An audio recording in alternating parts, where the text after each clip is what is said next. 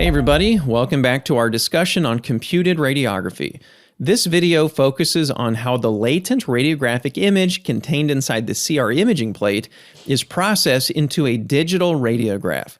Though protected inside the CR cassette, the imaging plate should be processed as close to the time of exposure as possible to avoid any loss of the latent image. We use a plate reader to process or to convert the latent or stored X-ray image into a digital radiograph. The most common plate readers are composed of a helium neon laser, a laser separator or splitter, a focusing lens, a reflecting mirror, a photomultiplier tube, and an analog to digital converter.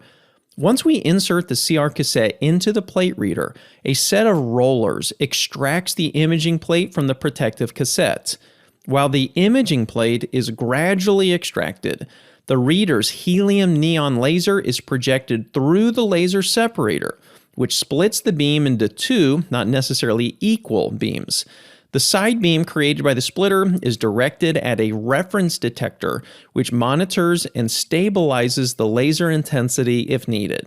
The main laser beam is projected through the focusing lens and reflected off of the mirror in a rapid back and forth motion known as a raster pattern. In other words, a raster pattern describes the way in which we read text, which is starting from the top left corner and moving to the right and then down. The helium neon laser interacts in this raster pattern with the individual phosphors of the imaging plate. This interaction releases the stored energy from the individual phosphors comprising the latent image in the form of light photons in proportion to the absorbed radiation through the process called PhotoStimulated Luminescence. These light photons are then collected by the photomultiplier tube. The photomultiplier tube is positioned as close to the imaging plate as possible to collect and amplify the light photons, making the light brighter. These light photons that are released from the imaging plate cannot be used to create a digital image because they're still in the form of an analog signal. Therefore, the light photons are sent through the analog to digital converter where they are converted into the digital signal required to produce our digital radiograph. The final step in the process is a complete erasure of the imaging plate to prepare it for subsequent images.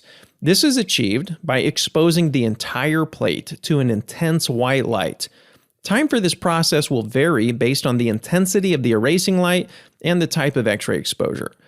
Though the process is essentially the same, some plate readers use a charged coupled device, or CCD, in place of the photomultiplier tubes.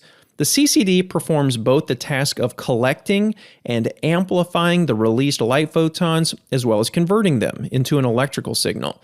So to sum things up, the latent image that is captured on a CR imaging plate is made up of trapped energy that is the result of the interaction between X-ray photons and the phosphor atoms. A plate reader is required to convert that latent image into a digital radiograph. Plate readers use a laser to interact with the trapped energy stored in the phosphor layer and convert that energy into light photons.